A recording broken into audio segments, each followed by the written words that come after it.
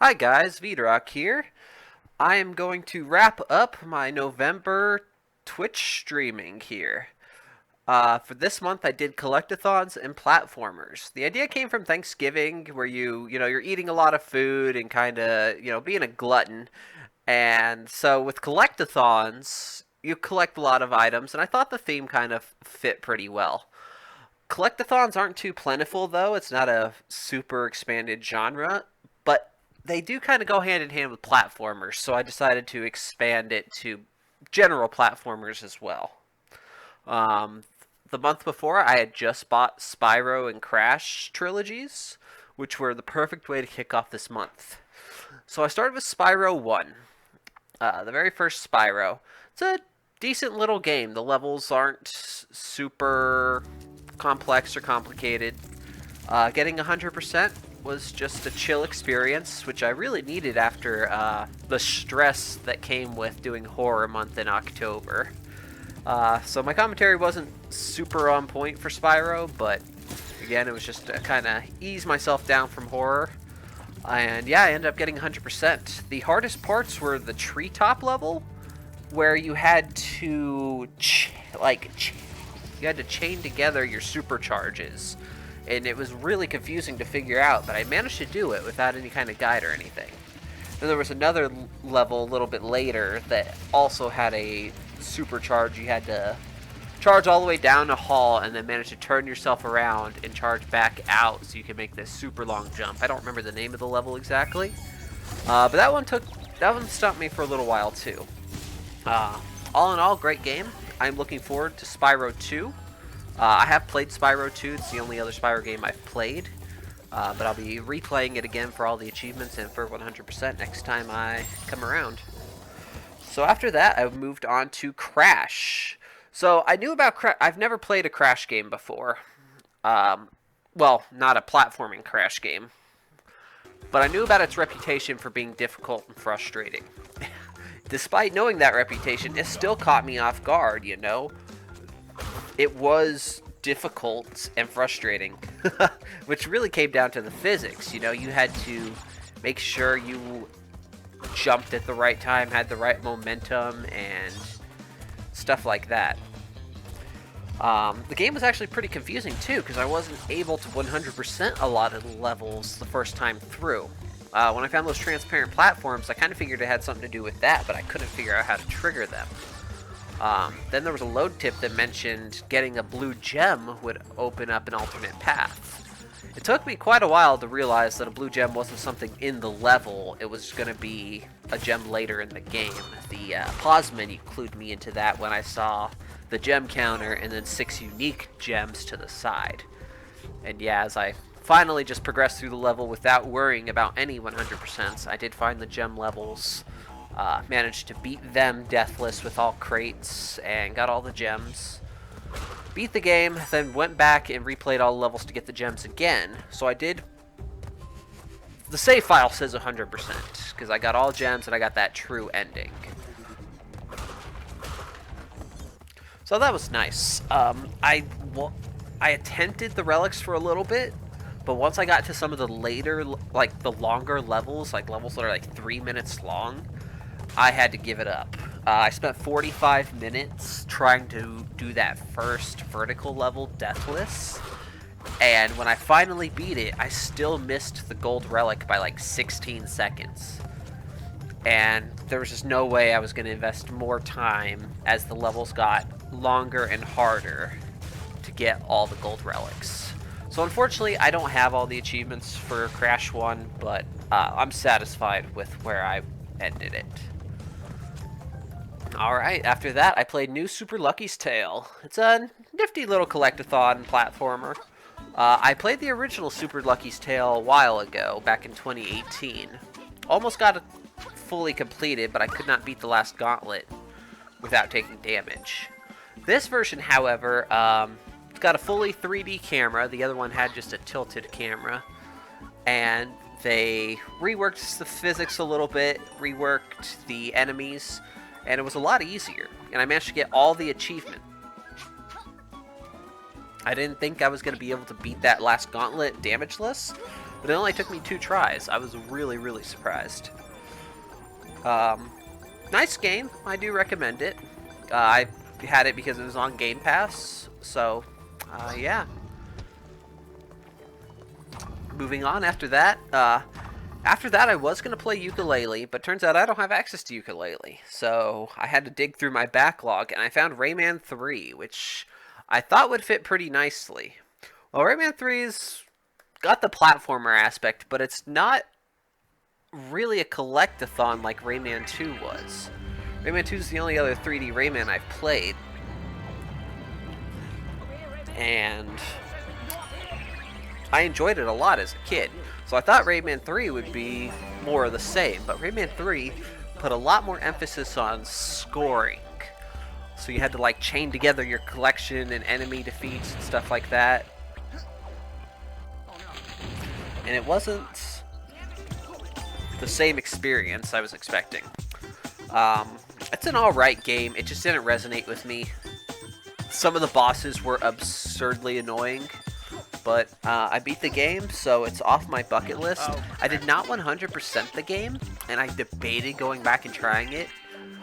But I have to go through all the levels and hit a certain score, and it took me, something like 8 hours just to beat the game. So I gotta replay all those levels, so that's another 8 hours, assuming I 100% score them on my first attempt of each level, which I would not.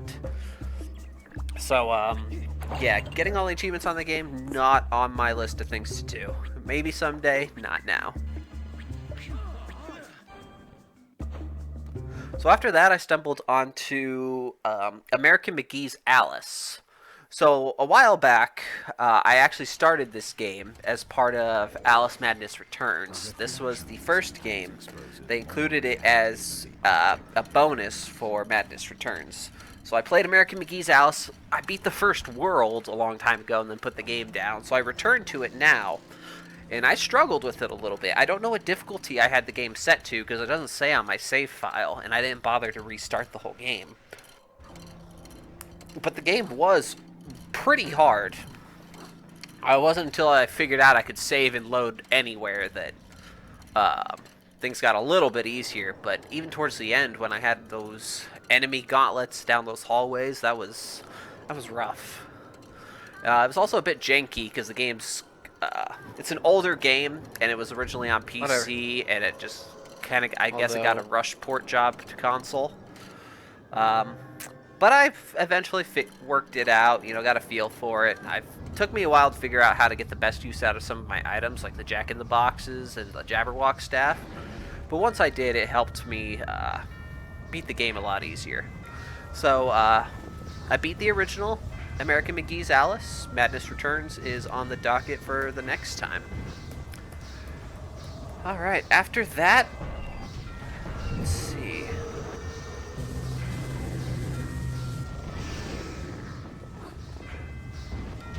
After that, I did Sonic Generations. So, Sonic Generations, it's been on my backlog for a while because I really wanted to play the game in 3D. And I used to have a 3D TV. I got rid of that a long time ago. Unfortunately, I can't find them anymore. So playing the game in 3D is kind of a lost dream.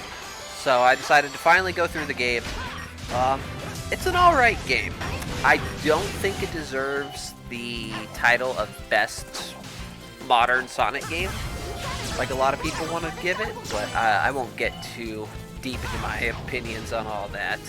I liked most of the throwbacks. The level designs were great. My favorite level was Sky Sanctuary. The way they revamped that, it made it work, was so cool. Least favorite level was Rooftop Run because, like, we just had Sonic Unleashed. It felt a little too early to have a 3D level from that game in this game reworked in the way that it was. Because the level was great in Unleashed. It didn't need redefined in Generations. So, yeah, I managed to beat all the levels, set a time attack level or score for all the levels, did all the challenges. Most of what I have left are a few level-specific achievements, and then the red rings. And I will go back and collect those eventually, but not something I need to do on stream. I've definitely got more Sonic games to play. Next time I'll probably be taking on Sonic Colors. No achievements in that because there's not an Xbox version, but Sonic Colors had levels in Generations, so I really should play Colors and experience it because Wisps and everything, they're a mainstay with the series. So, yeah, I'll be doing that next time. Alright, then I moved on to Nights into Dreams. Again, I was kind of scraping the barrel trying to see, okay, what games can I play? Sorting by platformer, Nights into Dreams came up. After playing it, I wouldn't really classify it as a platformer, but it works. It fits the theme well enough. It's definitely more of a arcade score attack than a platformer, but it's a neat game. It didn't really stick out to me as anything super special, but I don't have a nostalgic attachment to it. But I did have fun with it. I managed to beat the game. A few levels I had to retry because the bosses, I couldn't figure them out. But then I beat all the levels, or at least all the base levels. Then it turns out I needed C ranks, at least, to unlock the final level. So I had to go back and replay a few of the levels to get better ranks. And then I beat the final level. Then I did the Christmas level where, check this out, I managed to, I decided, okay, let's see if I can one-shot this boss. And then, bam, I managed to one-shot the boss. I actually had a viewer at the time, and he blew up over me pulling that off. Because I did practice it before, because there was an achievement for pulling that off, and I did it on the base boss. But, yeah, for me to decide, oh, let's just give it a one shot, and I pulled it off. That was pretty awesome. After all that, I had one achievement left, which was getting all A ranks. I wasn't going to do that, but since there wasn't a lot of time left in the month to really invest in a whole new game, I did return to Nights and got all A ranks on all the stages. Used guides for the first few stages to get a feel for it, for what I should be doing. God damn it. And then I managed to get A ranks for all the other levels on my own. So, good game, got all achievements. No desire to ever return to it. Alright, and then the last game I played of the month is Ty of the Tasmanian Tiger 4. Technically, it's just called Ty of the Tasmanian Tiger, but most media refers to it as 4 to distinguish it from the original 3D platformer. And the events of the game do take place after Ty 3, so Ty 4 is a suitable name. But this game moved from 3D into 2D, and doesn't have a lot of the same Collectathon elements, but it's a neat little platformer with good levels. Getting 100% was a decent enough challenge. You really had to explore the levels and make sure to... There was plenty of hidden stuff that required good exploration and visual cues. Once I got 100%, I got an Easter egg at the end of the game that just blew my mind because how unexpected it was. Like, I never saw that coming, and it was just amazing. And it really cemented the game that it referenced for next time I do Collectathon month. So yeah, there it is.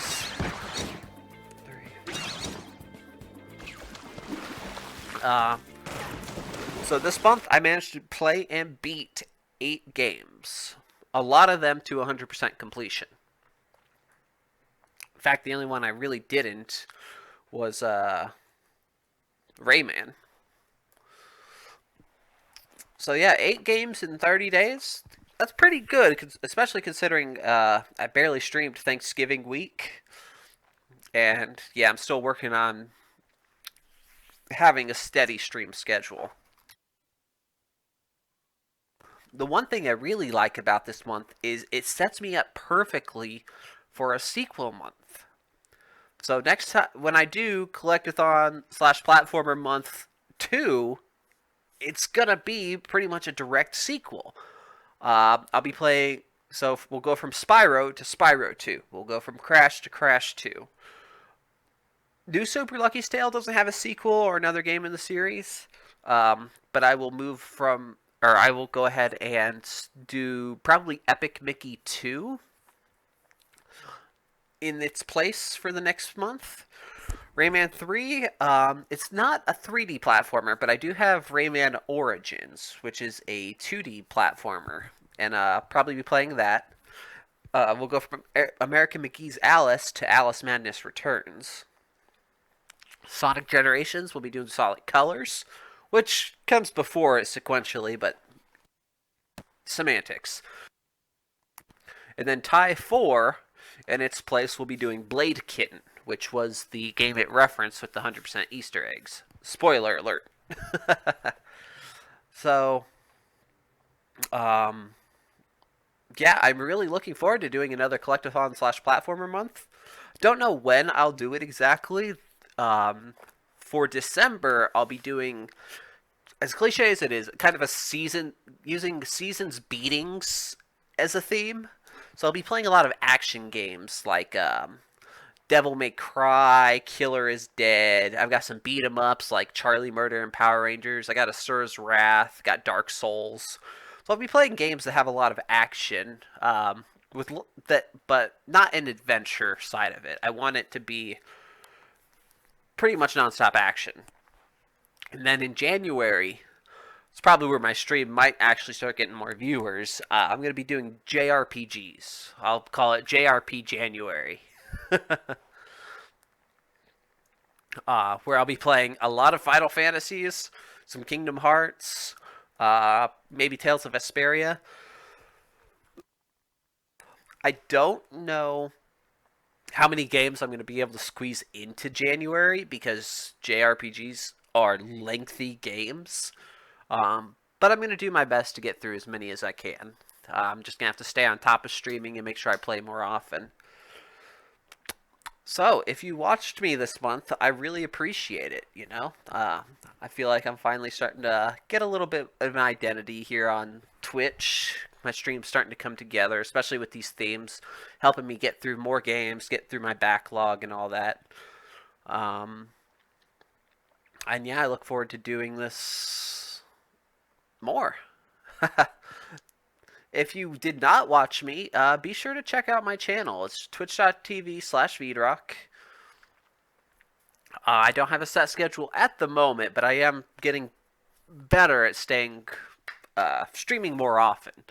Since I am a variety streamer, you'll have trouble finding me through specific game categories. So if you want to catch me when I'm live, make sure to give me a follow. And, I play different games. So if I'm not playing a game that interests you, you don't gotta watch. And then when I do start playing a game that interests you, just stop on by and say hey. So yeah, thanks for watching. Thanks for checking me out. Have a good one, everyone. I will see you in December.